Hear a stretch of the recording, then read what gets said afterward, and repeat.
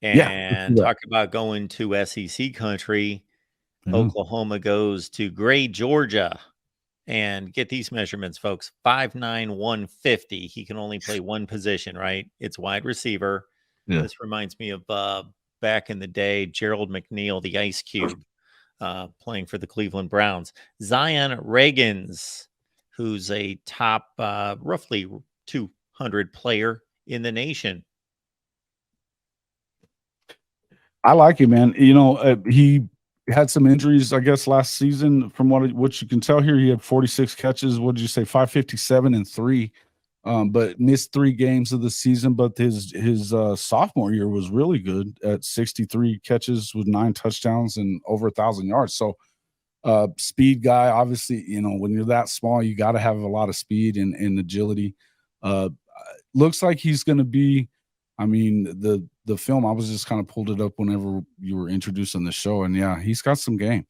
You know, and that's what you got to kind of have some of those take the top off guys that, you know, they've been getting some of the bigger kids but some of those speed guys, you know, you've got a couple of them coming in on the next couple of classes. So this is big right here for him to be able to for them to go and get this guy and particularly to pull him out of Georgia's backyard.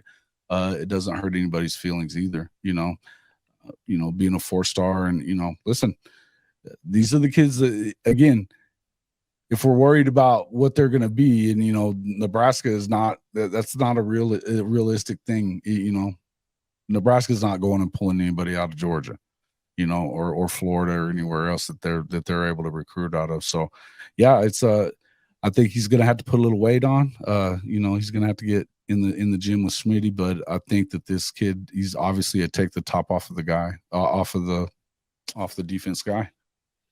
Yeah, Nebraska is not pulling out top 200 players out of Georgia and Florida. They go down there, but you know, they are battling for the leftovers, and I don't want to downgrade those guys to that degree. But you know, guys that could possibly turn out to be good players, but generally won't, and are ignored by the top schools in the SEC and by the Florida teams, and they're getting more like top 400 to 600 players out of those states. So Zion Ragins,